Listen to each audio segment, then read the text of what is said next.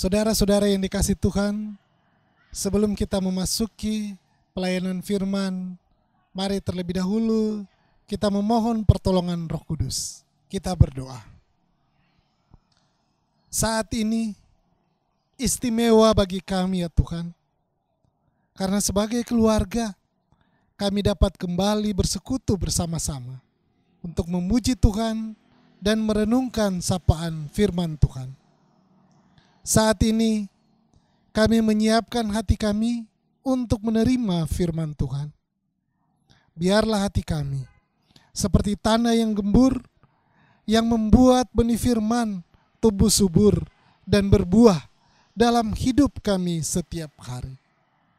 Firman-Mu mengarahkan dan memampukan kami untuk bertindak bijaksana, menghadapi berbagai tantangan hidup sehari-hari. Inilah doa dan permohonan yang kami bawa dan alaskan di dalam nama Yesus Kristus, firman yang hidup. Amin. Pembacaan firman kita pada saat ini dari Ibrani 10 ayat 4 sampai 10. Saya akan bacakan untuk kita. Sebab tidak mungkin darah lembu jantan atau darah domba jantan menghapuskan dosa. Karena itu, ketika ia masuk ke dunia, ia berkata, "Korban dan persembahan tidak engkau kehendaki, tetapi engkau telah menyediakan tubuh bagiku. Kepada korban bakaran dan korban penghapus dosa, engkau tidak berkenan." Lalu aku berkata, "Sungguh, aku datang dalam gulungan kitab, ada tertulis tentang aku, untuk melakukan kehendak-Mu, ya Allahku." Di atas ia berkata, "Korban dan persembahan, korban bakaran dan korban penghapus dosa, tidak engkau kehendaki, dan engkau tidak berkenan kepadanya, meskipun dipersembahkan menurut hukum Taurat." Dan kemudian katanya, "Sungguh, aku datang untuk melakukan kehendak-Mu." Yang pertama ia hapuskan, supaya menegakkan yang kedua. Dan karena kehendak-Nya inilah, kita telah dikuduskan satu kali untuk selama-lamanya oleh persembahan tubuh Yesus Kristus. Demikianlah firman Tuhan. Berbahagialah setiap kita yang memelihara firman Tuhan dalam kehidupan kita setiap hari. Hosiana. Bapak, Ibu, Saudara yang dikasihi oleh Tuhan kita Yesus Kristus. Dalam kehidupan kita setiap hari, kita mengenal kata kudus yang dipahami sebagai suci atau murni, yang dihubungkan dengan kehidupan moral atau keagamaan yang berujung kepada keselamatan seseorang. Semakin kudus seseorang, maka kemungkinan dia untuk selamat akan semakin besar. Itulah sebabnya orang-orang berusaha untuk hidup kudus. Dan agar hidup kudus, ada dua cara yang dilakukan. Yang pertama, usaha dilakukan oleh manusia. Hal ini karena ada anggapan bahwa perbuatan baik yang dilakukan yang lebih banyak daripada dosa, maka orang itu akan selamat. Atau dengan kata lain, kalau dosanya yang lebih banyak, orang itu akan binasa. Itulah sebabnya manusia berusaha agar perbuatan baik yang dilakukannya lebih banyak dari dosa yang dilakukannya. Kenyataannya, tidak ada manusia yang lebih banyak perbuatan baiknya daripada dosa. Sehingga tidak mungkin manusia selamat karena usahanya sendiri. Selain itu, perbuatan baik tidak memaafkan seseorang dari dosanya. Lukas 18 ayat 18 sampai 27 menulis ada seorang kaya yang menganggap perbuatan baik dirinya dapat menyelamatkan atau beroleh hidup yang kekal. Namun kebenaran yang dijelaskan oleh Alkitab bahwa perbuatan baik tersebut tidak menyelamatkan. Bagian yang lain yang menganggap bahwa mereka akan selamat yaitu mengenai korban penghapus dosa. Perjanjian Lama menjelaskan, apabila seseorang ingin beribadah kepada Tuhan, ia harus membawa korban persembahan sebagai pengganti dosanya. Orang itu menganggap atau orang itu dianggap tidak layak menghadap Tuhan tanpa ada korban yang dibawa untuk dipersembahkan. Saudara-saudara yang dikasihi Tuhan, tentu saja manusia lebih tinggi dan mulia daripada binatang. Oleh karena itu, tidak masuk di akal jika darah binatang yang dikorbankan bisa menghapus dosa manusia. Ayat 4, sebab tidak mungkin darah lembu jantan atau darah domba jantan menghapus dosa. Logika kita mengatakan bahwa paling tidak ada 3 hal yang salah. Yaitu, yang pertama, yang lebih rendah tidak dapat menggantikan yang lebih tinggi. Atau binatang tidak dapat menggantikan manusia. Yang kedua, tidak adil jika binatang yang harus menanggung kesalahan manusia. Dan yang ketiga, orang kaya kemungkinan selamatnya lebih besar karena harga binatang korban yang tinggi, sehingga hanya orang-orang tertentu saja yang bisa membelinya. Pada waktu zaman Yesus, praktek hewan korban disalahgunakan untuk kepentingan segelintir orang.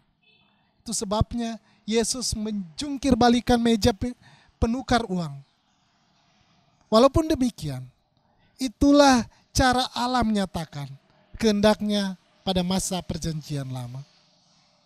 Korban yang tidak sempurna dipakai Allah untuk pengampunan dosa. Bukan korbannya yang terpenting, melainkan kepercayaan dan ketaatan kepada Tuhan. Salah satu alasan Allah mengizinkan korban yang tidak sempurna dipakai sebagai sarana penghapus dosa agar umatnya menyadari keseriusan dosa dan tidak bermain-main dengannya. Kesadaran ini membuat mereka berharap pada kasih dan kesetiaan Allah, bukan pada usaha menerapkan peraturan korban secara teliti dan akurat. Tanpa iman, ritual pada masa perjanjian lama tidak berarti.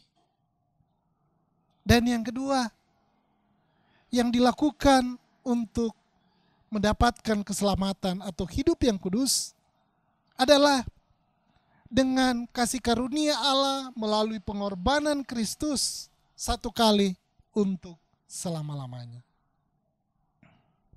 Bapak Ibu Saudara, Allah sendiri yang menyediakan korban sempurna yang membereskan masalah dosa, yaitu Kristus. Yohanes Pembaptis mengenali hal ini ketika dia melihat Yesus untuk pertama kalinya.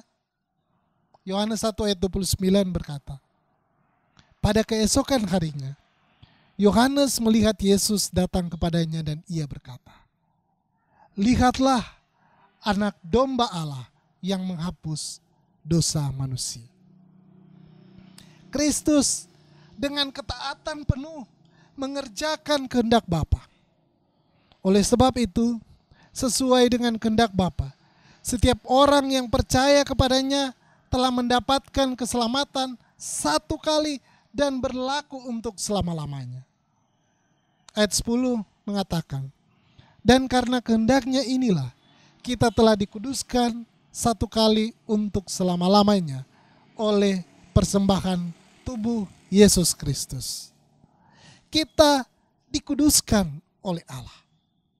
Pengudusan yang Allah lakukan semata-mata karena cintanya yang besar kepada manusia, agar kita semua memiliki kehidupan yang kekal bersama dengan Dia.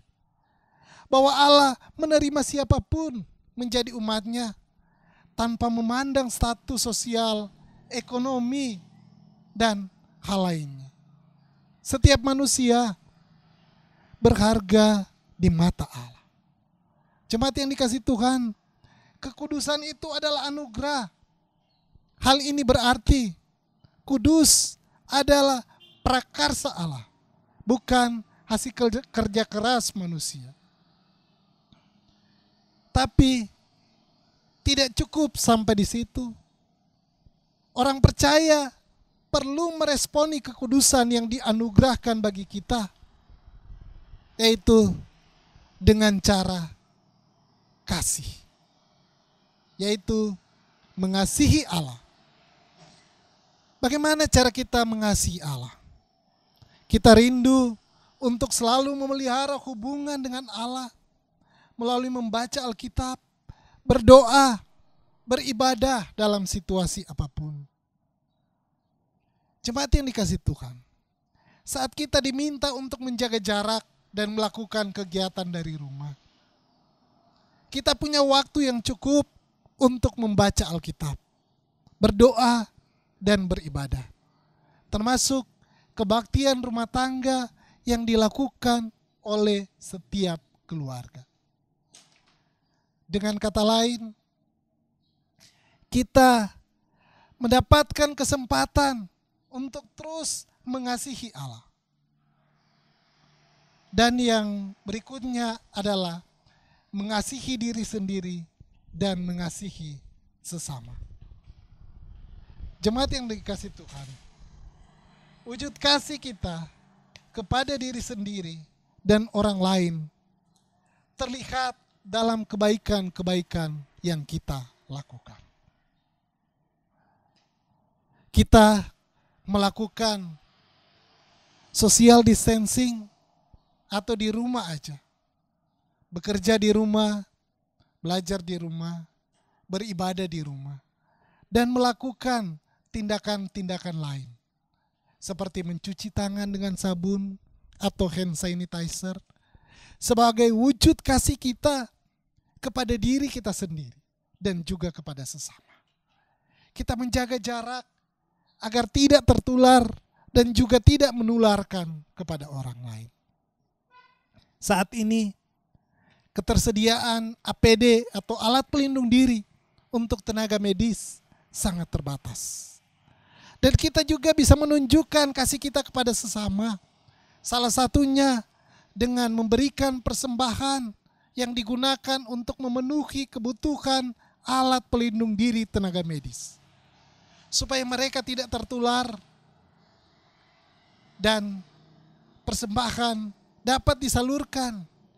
Salah satunya melalui Yayasan Badan Sosial Dharma Kasih GKP atau YBSDK GKP.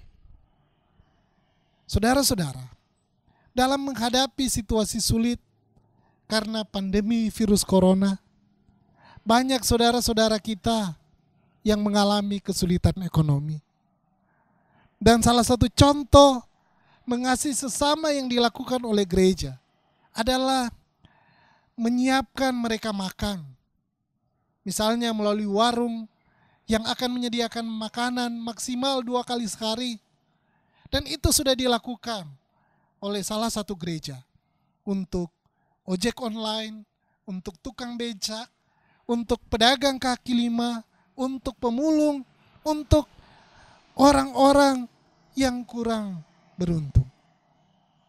Dan masih banyak tindakan yang bisa kita lakukan untuk menunjukkan kepedulian kita, untuk menunjukkan kasih kita kepada sesama, yang menunjukkan kekudusan hidup kita. Kekudusan mewujud nyata melalui respon kita melakukan kebaikan. Untuk itu, mari pelihara kekudusan itu dengan menjadi berkat bagi sesama. Dan sebagai bagian dari perenungan dan juga sharing kita, ada 2 pertanyaan yang akan kita diskusikan. Yang pertama, menurut saudara-saudara, hal-hal apa saja yang dapat merusak kekudusan yang telah dianugerahkan oleh Allah? Dan yang kedua, sebagai pribadi yang dikuduskan oleh Allah, apa yang akan saudara-saudara lakukan? Selamat hidup kudus dalam kehidupan kita setiap hari. Tuhan memberkati. Amin.